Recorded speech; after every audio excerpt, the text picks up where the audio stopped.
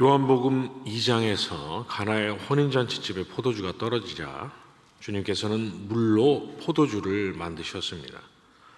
잔치에 온 하객들을 대접하는데 아무짝에도 쓸모없는 물을 잔치에는 반드시 있어야 할 그런 포도주로, 그것도 최상급 포도주로 만드셨던 것이죠. 그런데 우리 주님은 그 일을 하시기에 앞서서 하인들에게 유대인의 정결 예식을 위해 사용되던 돌 항아리 6에 물을 채우라고 명하셨습니다. 그리고 그것을 떠다가 연회장에게 갖다 주라고 말씀하셨습니다. 우리 주님은 물이 포도주가 되게 하시되 유대인들이 정결 예식에 사용하던 6개의 항아리에 담긴 물을 포도주로 바꾸어 놓으셨던 것이죠. 주님은 그 일을 통해서 인생이 하나님 앞에서 정결하고 흠없는 자로 서는 길은 오직 주님께서 흘리실 십자가의 보혈밖에 없다는 사실을 보여주셨고, 유대인들이 밥을 먹기 전에 열심히 손을 씻어대던 그 물은 더러운 인생의 심령을 정결하게 하는데 아무런 도움이 되지 않는다는 사실을 확증하셨던 것입니다. 오늘 저와 여러분이 읽은 본문에 등장하는 사마리아 여인에게 우물물과 남자들과 그리고 남유다 예루살렘이 아닌 북이스라엘의 그리심산에서 드리는 제사가 그러했습니다.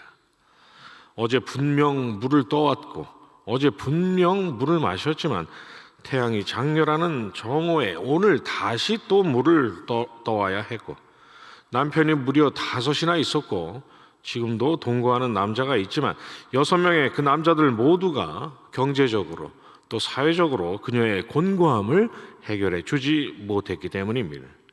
그리고 자기들 땅에서 드려지는 짐승의 제사가 구원을 갈급하는 그녀의 영적인 갈증을 전혀 해소해 주지 못했던 것이죠. 그래서 그녀가 주님께 한 번만 마시면 2번 다시 마시지 않고 또다시 물을 떠올 필요가 없는 그런 생수를 달라고, 현재 남자와 동거를 하고 있음에도 나는 남편이 없다고, 대체 어디서 드리는 제사가 진정으로 하나님께 나아갈 수 있는 제사인지를 주님께 여쭤봤던 것입니다. 혼인잔치의 정결을 위해서 있던 그 물이 그러했듯이 그 여인에게는 모든 것이 자신의 근본적인 문제를 해주는데 전혀 도움이 없는 것들에 불과했던 것입니다.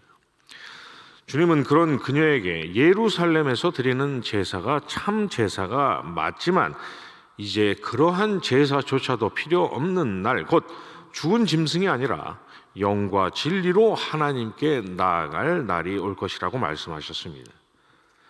그리고 그리스도라 하는 이가 오실 줄을 내가 아노니 그가 오시면 모든 것을 우리에게 알려주시리이다 라고 말하는 사마리아 여인에게 내게 말하는 내가 그라고 말씀하셨습니다.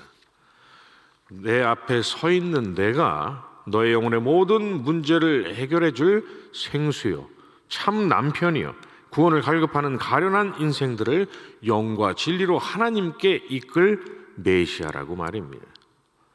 우리 주님께서는 이 사마리아 여인과의 대화를 통해서 다시 한번 오직 십자가 위의 보혈만이 멸망치 않고 구원을 얻을 유일한 길이라는 것을, 그리고 다른 것들은 그 어떤 열심과 정성과 간절함으로도 인생의 비극을 해결할 근본적인 방편이 절대로 될 수 없다는 사실을 확증해 주셨던 것입니다.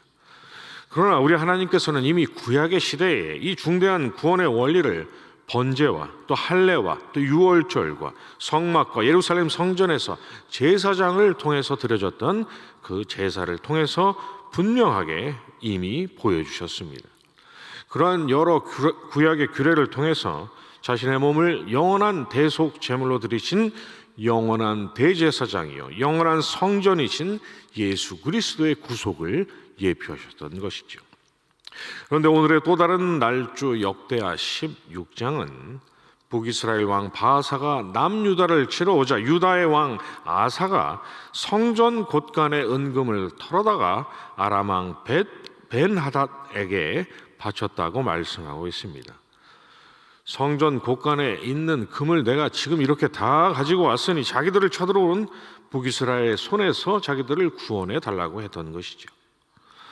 성경은 성전의 은금을 받은 벤 하닷이 북이스라엘의 성읍들을 침으로, 그래서 북이스라엘이 유다를 치기 위해서 라마를 건축하던 일을 중단했다고 말씀하고 있습니다. 아마도 그 소식을 들은 아사 왕은 참으로 다행이다, 내가 아주 그렇게 하기를 잘했구나라고 생각했을지도 모르겠습니다. 하나님께서 그들을 백성으로 삼으시고 또 그들을 보존하시기 위해 마련하신 그 은혜의 방편을 만홀히 여기는 참남하기 짝이 없는 일을 자행해놓고서는 말입니다. 오늘날 저와 여러분도 그러한 실수를 범할 수 있습니다.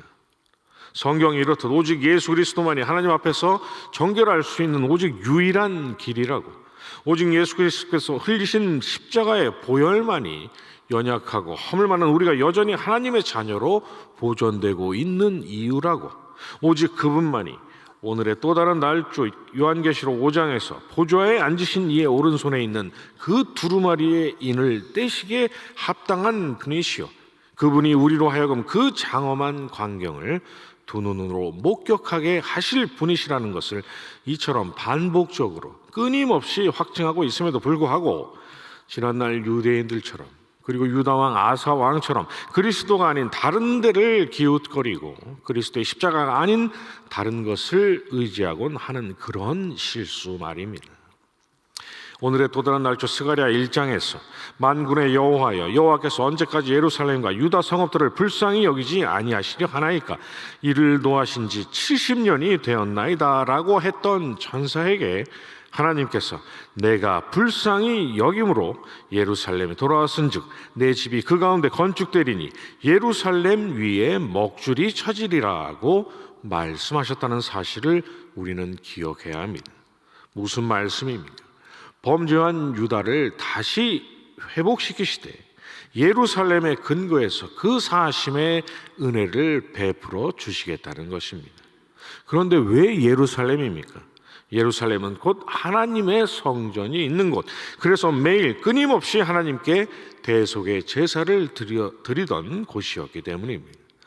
그래서 포로에서 돌아오게 하신 후에 하나님께서 그들로 하여금 가장 먼저 하도록 하신 일이 다름 아닌 예루살렘 성전을 재건하는 일이었고, 대적들의 회방 때문에 성전 재건이 지지부진해지자 선지자 학개를 통해서 하나님께서 이 성전이 황폐하였거늘 너희가 이때에 판벽한 집에 거주하는 것이 옳으냐고 그들을 책망하셨던 것입니다. 포로에서 몸만 유다로 돌아오는 것이 회복이 아니었기 때문인 것이죠. 유다로 돌아왔다고 하나님과의 관계가 회복된 것이 아니요, 이스라엘로 하여금 하나님 앞에 설 수 있게 해준 근원적인 이유인 성전 없이는 하나님과의 관계 회복이란 있을 수가 없었기 때문입니다. 그러니 여러분께서 무엇을 하시든 또 무엇을 계획하시든 하나님을 향한 여러분의 열정과 열심이 어떠하시든지 간에 여러분을 하나님의 자녀 되게 하시고 또 성도로 보존하시는 하나님의 은혜가 우리에게 베풀어지게 된 그 이유 되신 예수 그리스도를 바라보시기 바랍니다. 하나님을 향한 여러분의 사랑과 헌신과 열정 전부를 십자가에서 흘리신 그 영원하신 유월절 어린 양의 피 위에 올려놓으시라는 말입니다. 왜 그래야 합니까? 저와 여러분이 하나님의 자녀된 이유, 허물과 죄에도 지금까지 성도로 보존되고 있는 이유, 그래서 마지막 날 하나님의 품에서 영생을 누릴 이 모든 이유와 근거가 오직 한 분이신 예수 그리스도께 있기 때문입니다. 그래서 내일의 날주인 요한복음 6장에서 우리가 어떻게 하여야 하나님의 일을 하오리까라고 묻는 사람들에게 우리 주님께서 하나님께서 보내신 일을 믿는 것이 하나님의 일이라고 말씀하셨던 것입니다. 성전에 은금을 갖다 바친 아사 왕에게 네가 나를 의지하지 않았다라고 하신 하나님의 말씀은 단순히 하나님이 아닌 다른 누군가를 찾고 그에게 아쉬운 소리를 했다는 정도의 말씀이 아니라 정작 자기들을 구원하실 하나님께서 마련하신 오직 유일하신 중보요, 하나님으로부터 내려오는 모든 은혜의 통로인 성전을 업신여기면서 유다의 구원과 보존을 위해 아무짝에도 쓸모없는 일을 했다는 책망이셨던 것입니다.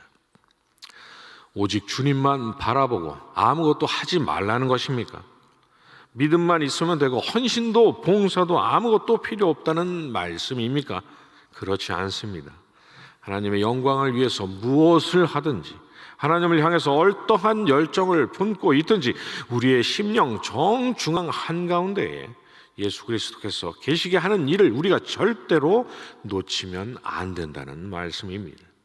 그분을 붙잡고 그분이 오직 유일한 소망이심을 잊지 않는 것이, 하나님을 의지하고 하나님의 영광을 위해서 살아가야 할 우리가 매일 매순간 내디뎌야 할 첫걸음이요 첫 단추인 것입니다. 이 분명한 진리 오늘도 기억하시면서, 다만 주님의 옷자락에 손만 대도 내가 구원을 얻을 것이라고 했던 그 여인처럼 주님을 향한 넘치는 간절함으로 이 땅의 순례의 길을 오늘도 넉넉히 걸어가시는 저와 여러분이 되시기를 간절히 소원합니다. 주님이 가르쳐주신 기도로 새벽 예배 마치고 계속 기도하도록 하겠습니다. 하늘에 계신 우리 아버지여, 이름이 거룩히 여김을 받으시오며 나라의 임하옵시며 뜻이 하늘에서 이룬 것 같이 땅에서도 이루어지이다. 오늘날 우리에게 일용할 양식을 주옵시고, 우리가 우리에게 죄진 자를 사하여 준 것 같이 우리 죄를 사하여 주옵시고, 우리를 시험에 들게 하지 마옵시고 다만 악에서 구하옵소서. 대개 나라와 권세와 영광이 아버지께 영원히 있사옵나이다. 아멘.